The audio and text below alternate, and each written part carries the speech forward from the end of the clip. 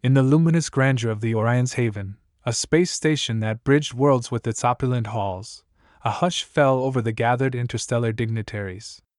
A shimmering, ethereal creature, beloved pet of the human ambassador, and a cherished symbol of Earth's unique life, flitted gracefully above the heads of the galaxy's elite.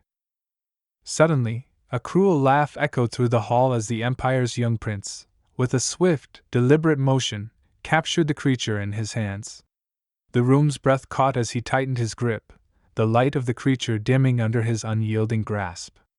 With a cold smirk, he whispered loudly enough for all to hear, "See how easily a human treasure is extinguished." As the creature fell lifelessly to the ground, the shock was palpable, the silence deafening. Then, the human ambassador rose, her voice steady but filled with an icy fury that resonated through the stunned hall. "This act will not be forgotten. Humanity will have its response." In that moment, the fragile peace shattered, setting the stars on a path to war. Orion's Haven, a diplomatic jewel orbiting the tranquil planet of Lithion, buzzed with anticipation amidst a low murmur of countless alien dialects. Tonight, the grand hall, a sprawling cathedral of light and glass, hosted the galaxy's elite. Amidst this illustrious gathering, the human delegation, though minor in the eyes of the galaxy, carried themselves with an understated dignity that often went unnoticed.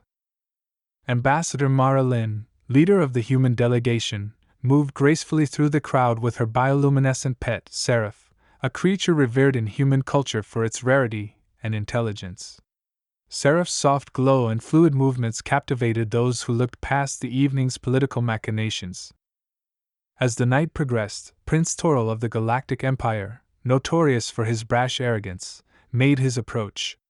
His entourage, a formidable mix of military strength and nobility, parted the crowd like a dark tide. The prince, smirking with barely concealed contempt, eyed Seraph with predatory interest.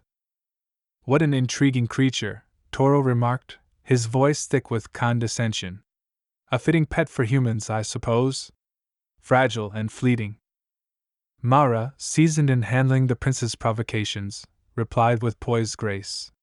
"Seraph represents more than a mere pet, Your Highness. She embodies our reverence for all life forms, a principle we cherish deeply." The prince scoffed, his eyes narrowing. "Respect? How quaint." Suddenly he reached out, grasping Seraph. His grip tightened until a soft, pained cry resonated through the hall. With a swift, cruel twist, he extinguished her life. A shocked silence enveloped the hall, the act so savage that even the prince's own followers recoiled, their expressions mingling shock and disapproval. Mara, maintaining her composure like a veneer of frost, knelt to cradle Seraph's lifeless body. Her voice, when it cut through the silence, was calm yet resonant with the tempest stirring within her. "Your Highness, you have just declared war upon my people," Mara declared, her gaze locked on Toral's. "Not with ships or weapons, but through this needless cruelty. We will respond." Rising, the human delegation rallied around her, their unified silence speaking louder than words. They departed the hall, leaving a trail of hushed speculations. Back on Earth, news of the incident spread with the swiftness of starlight, sparking a firestorm of public outrage. The Earth Council, historically proponents of restraint, found itself besieged by a resounding demand for vengeance. Mara, now emblematic of humanity's injured pride and burgeoning wrath, took on a new role. In the high-security strategy room of the Earth Defense Force headquarters, Mara convened with military leaders and strategists.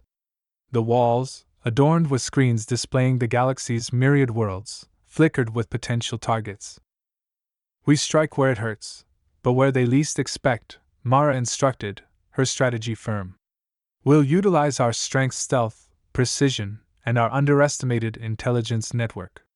Let us transform this tragedy into the dawn of a new era." The atmosphere within the Earth Defense Command was charged with a palpable tension, a mix of apprehension and anticipation palpable in the air. Ambassador Mara Lin, now the lead coordinator for the retaliatory operations, stood at the helm of a gathering filled with Earth's top military strategists and technologists. "Let's keep this brief and to the point," Mara stated, her voice cutting sharply through the murmuring backdrop. "We have a narrow window to demonstrate to the Galactic Empire and the universe at large that Earth is not a silent victim." She gestured to the holographic map that hovered in the middle of the room, pinpointing several strategic locations within the Empire's domain. "These are our primary targets. Each has been selected for its strategic significance and symbolic value. We are not merely striking back, we are sending a resounding message." Captain Jonas Hale, the chief military strategist, stepped up, his finger hovering over the first target on the map. "The communications hub on Delara V. It's the central node for the Empire's outer rim defenses. Disabling it will cripple their response capabilities and sow widespread confusion." Mara nodded her approval, then turned her attention to Dr. Emily Santos, head of the Covert Technology Division. "Dr. Santos, please update us on the cloaking advancements." Dr. Santos adjusted her glasses and glanced down at her data pad. "We've refined our cloaking devices to bypass the Empire's most sensitive detectors.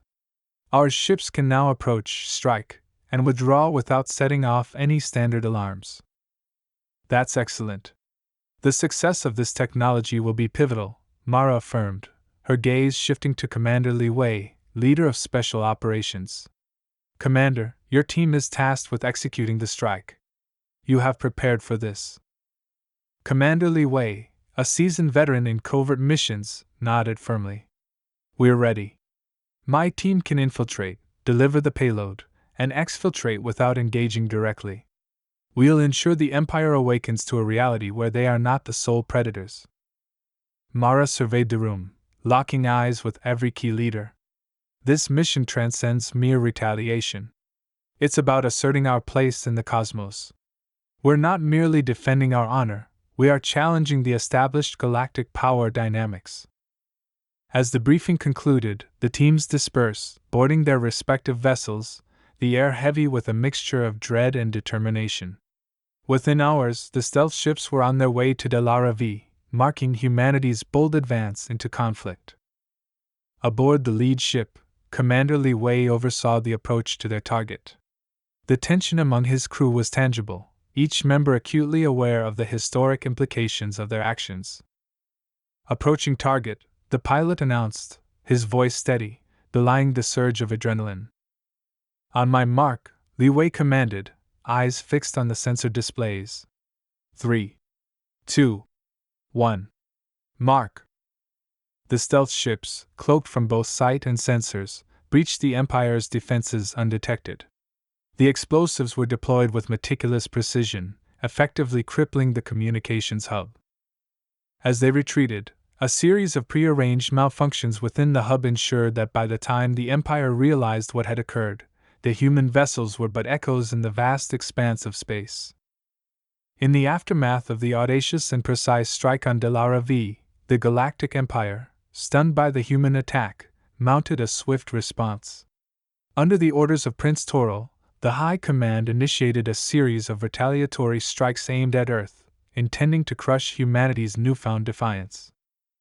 Inside Earth's Defense Command Center, Ambassador Mara Lin, alongside the Global Defense Council, watched the advancing Imperial fleet on live orbital feeds. The menacing warships, armed to the hilt, closed in with alarming speed. Mara's expression was resolute as she addressed the Council: "Prepare all defenses. This confrontation was inevitable. Let's demonstrate our capabilities." Captain Jonas Hale, in charge of the Planetary Defense Network, confirmed their readiness. "Our satellite defense grid is fully activated. All anti-spacecraft batteries are primed. They will receive a greeting they'll remember." As the vanguard of the Empire's fleet entered firing range, Earth's defenses erupted. A salvo of advanced interceptive missiles soared from concealed silos around the globe, tracing fiery arcs through the sky.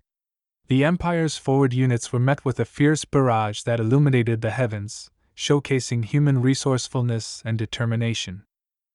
On the main display, the impact of the counteroffensive unfolded in real time. Several Imperial vessels faltered, crippled by the ferocity of Earth's response.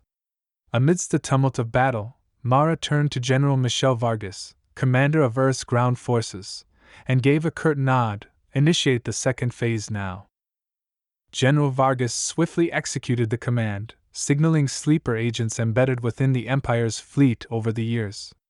These agents, primed for such a moment, commenced their sabotage.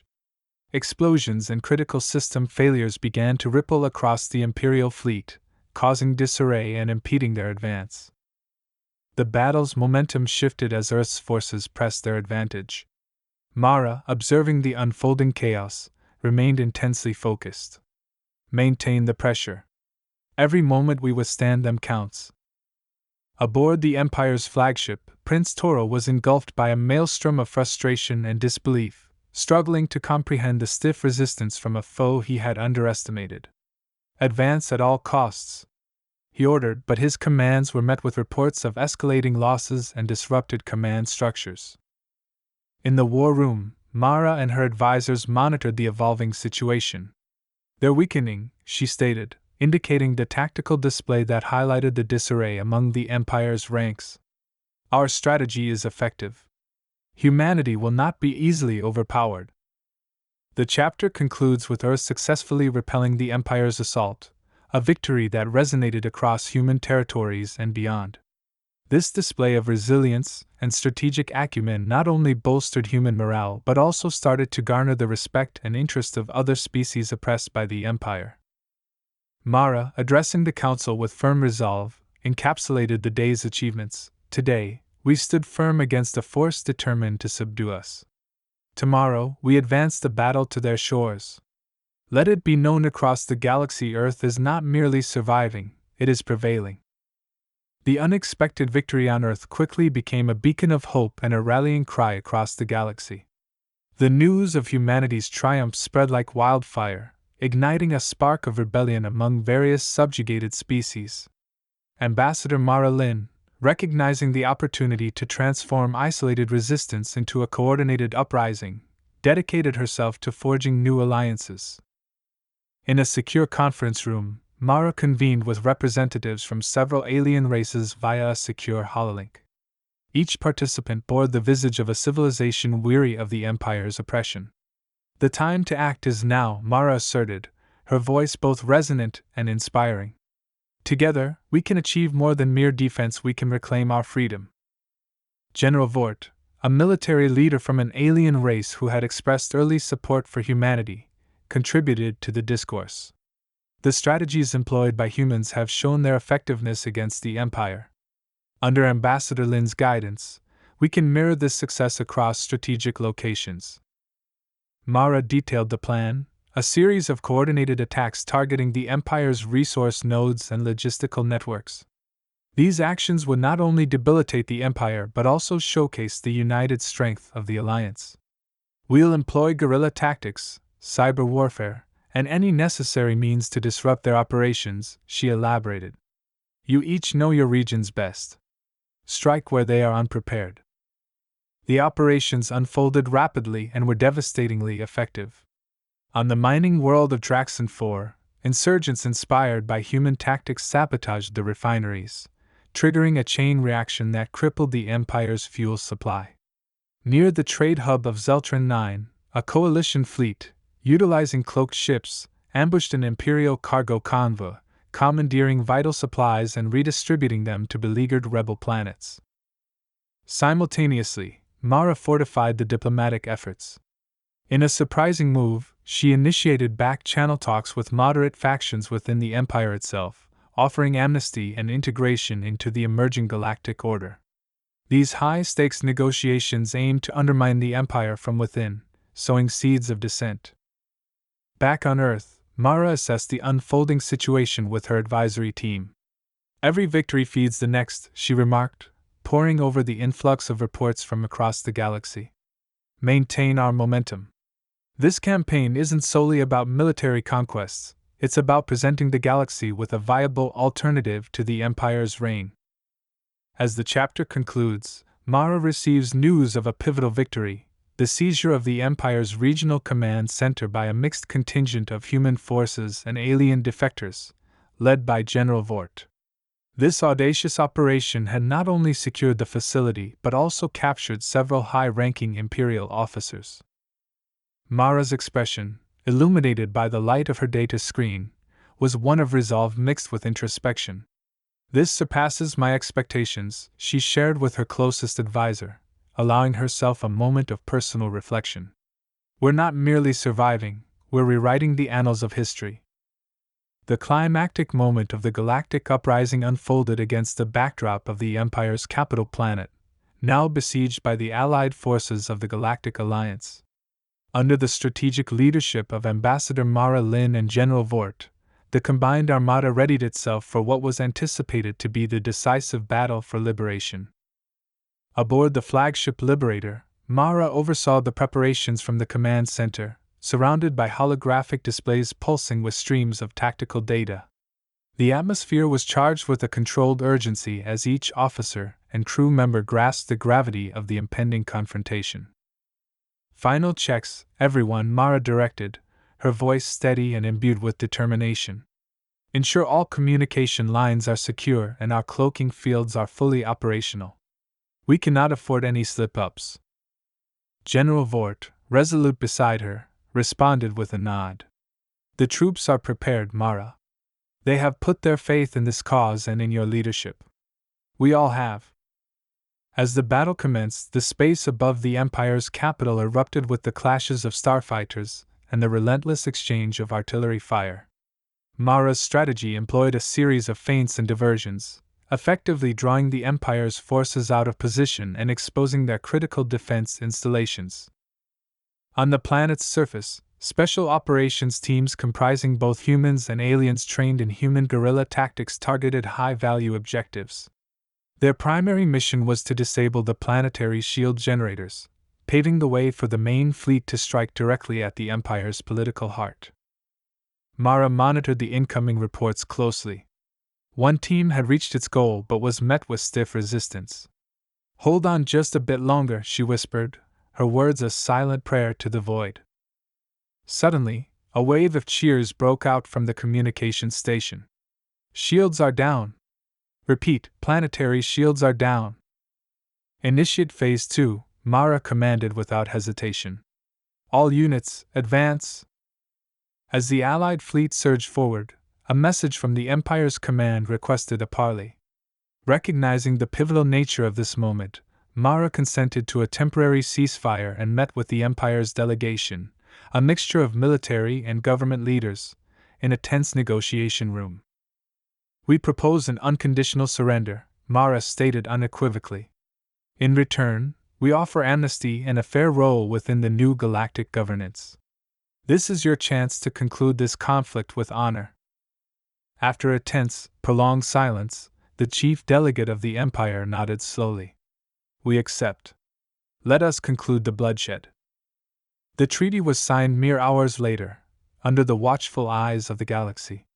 Mara soon addressed the Galactic Alliance, her speech transmitted across countless worlds.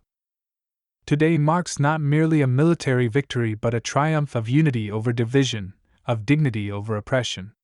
We stand at the threshold of a new era, shaped not by one species, but by all who dared to dream of freedom." As the chapter and the conflict came to a close, Mara returned to Earth, heralded as a hero. Yet within her heart she bore the profound responsibility of rebuilding and fostering peace in a galaxy marred by warfare. "We've won the war," she reflected to General Vort, watching the sunset from Earth's tranquil horizon. "Now begins the more arduous task, winning the peace."